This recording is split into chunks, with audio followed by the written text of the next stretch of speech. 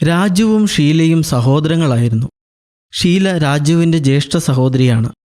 അവർ തമ്മിൽ ഏകദേശം 10 വയസ്സിൻ്റെ വ്യത്യാസമുണ്ട്. ഷീലയ്ക്കും രാജുവിനും ഇടയിൽ 2 സഹോദരന്മാർ കൂടി ഉണ്ടായിരുന്നു. എന്നാൽ ഷീല ഏറ്റവും അധികം സ്നേഹിച്ചത് രാജുവിനെയായിരുന്നു.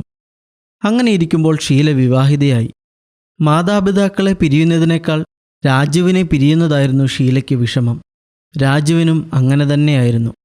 അതിനാൽ ഷീല രാജുവിനെ കൂടെ ഭർതൃഭവനത്തിലേക്ക് കൊണ്ടുപോവുകയും അവിടെയുള്ള ഒരു സ്കൂളിൽ രാജുവിനെ പഠിപ്പിക്കുകയും ചെയ്തു. ഇതിനിടയിൽ ഷീലയ്ക്കും ഒരു ഓഫീസിൽ മാനേജറായി ജോലി കിട്ടി. ഷീലയ്ക്ക് 2 കുഞ്ഞുങ്ങൾ ജനിച്ചു. രാജുവും നന്നായി പഠിച്ച് ഒരു IAS-കാരനായി. ഷീലയുടെ പ്രത്യേക താൽപ്പര്യപ്രകാരം അവൾക്കറിയാവുന്ന ഒരു പെൺകുട്ടിയെ രാജുവുമായി വിവാഹം കഴിപ്പിച്ചു. തുടർന്ന് രാജുവും ഭാര്യയും തങ്ങളുടെ ജോലി സ്ഥലത്ത് താമസമാക്കി. അപ്പോഴും അവധി ദിവസങ്ങളിൽ ഷീല കുഞ്ഞുങ്ങളുമായി രാജുവിൻ്റെ ഭവനത്തിലേക്ക് പോകുമായിരുന്നു.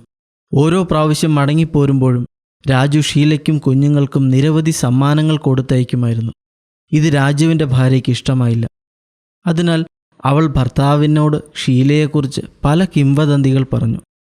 അതിൻ്റെ ഫലമായി രാജുവിന് ഷീലയോട് ക്രമേണ വെറുപ്പ് തോന്നുകയും അവൻ അവളോട് ദേഷ്യപ്പെടുകയും അവർ തമ്മിൽ വളരെയധികം അകലുകയും ചെയ്തു. തമ്മിൽ ബന്ധമില്ലാത്ത അവസ്ഥയിലാകുകയും ചെയ്തു.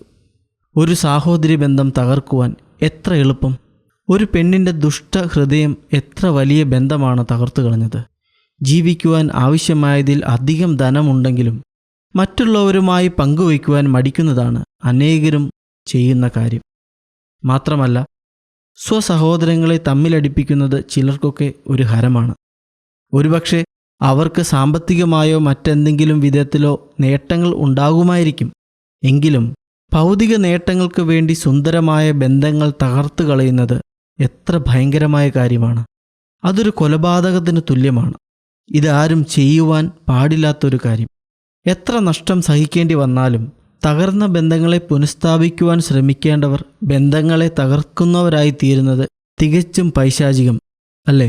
സമ്പത്തിനേക്കാളും ഏതെങ്കിലും വിധത്തിലുള്ള നേട്ടങ്ങളെക്കാളും സഹോദരങ്ങൾ തമ്മിലുള്ള ബന്ധം മഹനീയമായി കാണുവാൻ നാം ഓരോരുത്തർക്കും സാധിക്കേണ്ടതാണ്. മാത്രമല്ല, സമ്പത്ത് നഷ്ടപ്പെടുത്തിയാണെങ്കിലും ബന്ധങ്ങൾ നിലനിർത്തേണ്ടത് നമ്മുടെ ജീവിതത്തിൻ്റെ ധന്യതയ്ക്ക് അനിവാര്യമാണ്.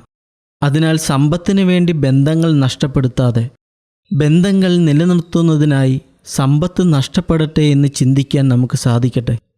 ധനം ജീവിതത്തെ തകർക്കുന്നു, ബന്ധങ്ങൾ ജീവിതത്തെ ധന്യമാക്കുന്നു. ബന്ധങ്ങളെ പരിപാലിക്കാൻ നമുക്ക് സമർപ്പിതരാവാം.